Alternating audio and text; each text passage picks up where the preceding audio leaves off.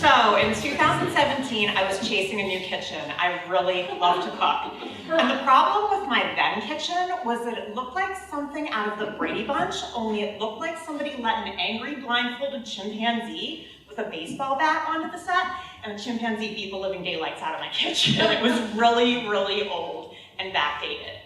Also in 2017, I was riding my bike home from work one day, when suddenly, wow, in a bike-approved street, a car door flew out in front of me and gave me no reaction time whatsoever. I full body hockey checked the car door with the right side of my body. The bike flew out from underneath me by way of sheer force and checked the ground with the left side of my body. I laid there in shock, and when you're in shock, if any of you have been in shock, there's this eerie silence that comes over you when your body's trying to process something intense. When that silence finally broke, all I heard was this opera of screaming and cursing and people yelling. You left that poor woman lying on the ground back there. I carefully got myself up, I stepped over to the sidewalk, and I stood there trying to process what had just happened, and also to make sure that I was okay.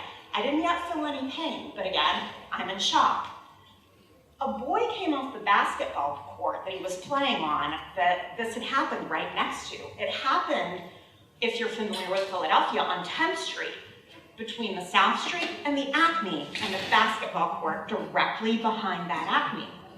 This boy comes running off the basketball court, and he runs up to me and he says, lady, are you okay? And he noticed that my right hand, which is my dominant hand, was badly swollen.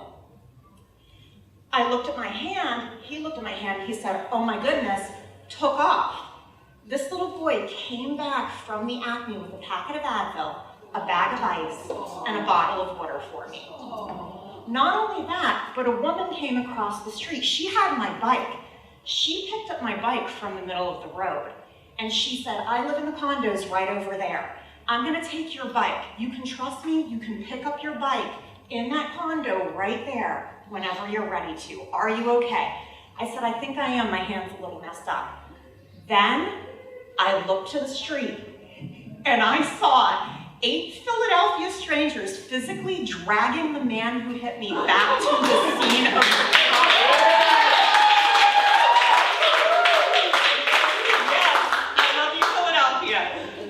Two of those strangers were a mother-daughter team who saw this happen, right? Were driving behind me and literally parked their car in the middle of 10th Street. And if you know Philly, this is a busy area, right? Parked their car in the middle of 10th Street, ran out of their car, and ran after to get this guy. They led the charge with 6 strangers following them. So this angry old man is being dragged back to the scene of the crime, right?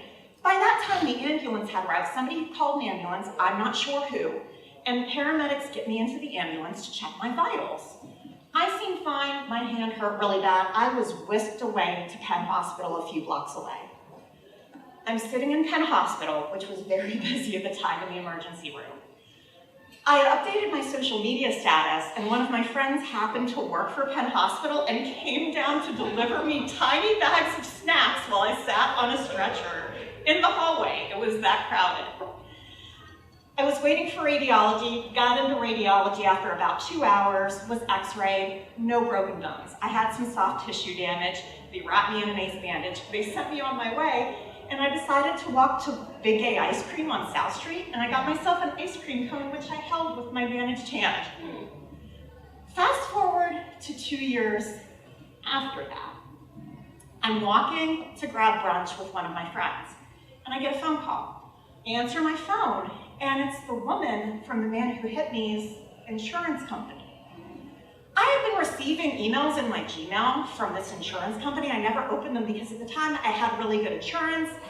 I didn't accrue any costs. I wasn't injured. My hand felt better after 2 weeks, so I just never opened the emails. I didn't really think to file a claim. And I'm not quite sure to this day how this happened, but the woman on the other end asked me who it was, verified that it was me, and then said, well, a 5-digit settlement sufficed, telling me what the amount would be. Acting like I knew what was going on and how it had gotten to this point, I said, yes, that'll be just fine. And she said, okay, we'll have the check to you in the mail within a week. Sure enough, I get a check from the insurance company that I don't have to pay taxes on because it's a settlement. That check and those strangers that helped me bought me my brand new kitchen. So I would like to invite the people of Philadelphia over to my house for dinner, since I love to cook, as a way of thanking you for your unapologetic, courageous kindness, compassion, and true living our motto of showing people who do bad things that when you F around, you're gonna find out.